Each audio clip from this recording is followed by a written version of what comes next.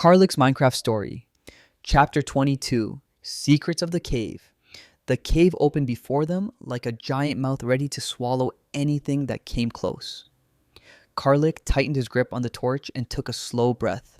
Beside him stood Kdacek, puffed up and trying to look brave, even though his beak trembled just a little. "All right, here we go," Karlik whispered, more to himself than to Kdacek. Then he stepped inside.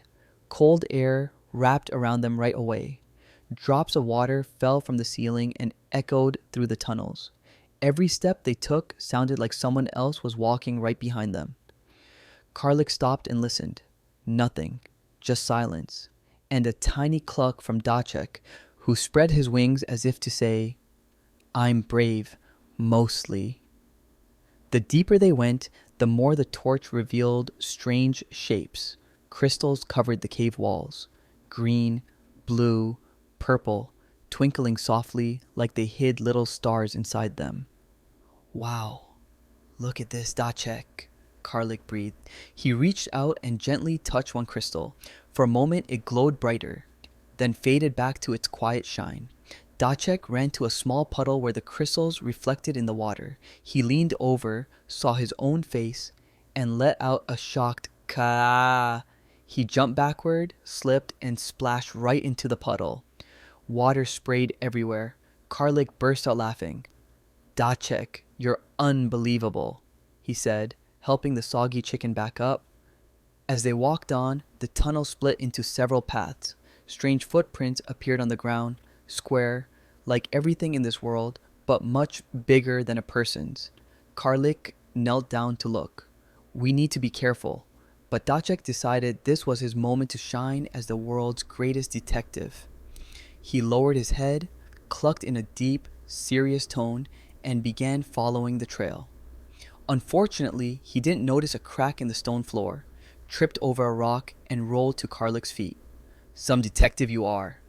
Karlik laughed, until the echo of his own laugh bounced off the walls like someone else was laughing back. Then a noise, a real one. Both froze. A slow, heavy step echoed from a dark tunnel, not theirs. Something else, something bigger. "Kdacek, stay close," Karlik whispered, lifting the torch. The flame showed only wet stone and glittering crystals. Nobody there. But then the sound came again, from the opposite side. Kdacek's crest shot straight up. Karlik felt chills running down his back. Suddenly, the cave opened into a giant chamber. The ceiling sparkled with hundreds of bright crystals. Their light bounced around the room like falling stars. "It's beautiful," Karlik breathed. Kdacek jumped and clucked with joy, and the echo came back. Different. As if someone else answered him. Karlik quickly dimmed the torch. "Someone's here," he whispered. A silhouette shifted in the shadows. Something, or someone, was watching them from behind the crystals. Karlik squeezed the torch with both hands. Kdacek pressed himself against Karlik's leg, peeking out with one nervous eye. "Who's there?" Karlik called. His voice bounced around the chamber. Silence. Then the shadow slipped behind a corner and vanished. Karlik swallowed. "We have to find out who that is." Kdacek shook, but then let out a brave cluck that made both of them laugh. Fear didn't disappear, but it felt a little lighter. "We'll come back tomorrow," Karlik said firmly. "For now, we head back. But at least we know we're not alone." Kdacek agreed with a loud cluck, but tangled his feet, rolled down the stones, and landed in a heap.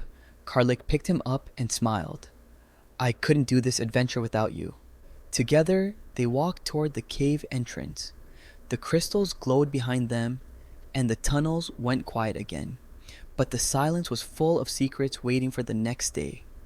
And so this chapter ended, while the cave kept its mysteries close.